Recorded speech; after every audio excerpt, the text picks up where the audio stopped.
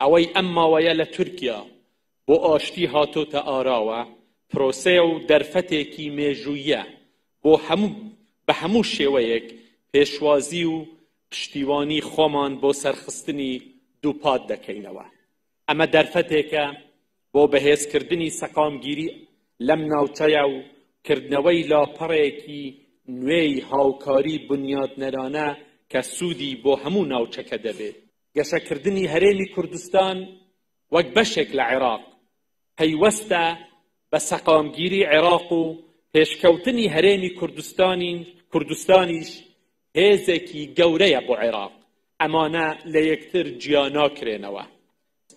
لێرە لە هەرێمی کوردستان سەبارەت بە پەیوەندیەکانمان لەگەڵ حکوومەتی فدرالی لە بەغدا پابەندبوونی جێگیریمان بە دەستوری عێراق دووپات دەکەینەوە.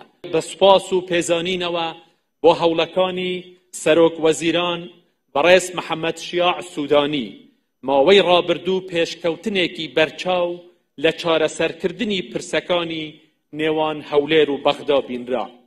ڕوانگەی بەڕێز سوودانی لە بەهێزکردنی هاوبەشیەکان و کەمکردنەوەی ناکۆکیەکان ڕوانگەیەکی ڕاستە بۆ چارەسەرکردنی کێشەکانی عێراق.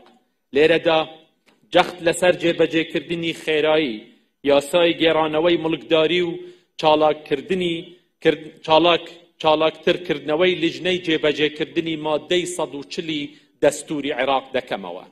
ئێمە بەردەوام دەبین لە گفتگۆی بنیادنەر لەگەڵ حکوومەتی فدرالی بۆ گەیشتن بە چارەسەری هەمیشەیی بۆ هەموو کێشەکان بە شێوەیەک کە خزمەت بە بەرژەوەندی عێراق و بە هەموو پێکهاتەکانیەوە بکات و ماف و شایستە دەستوریەکانی هەمووان دەستەبەر و مسۆگەر بکات.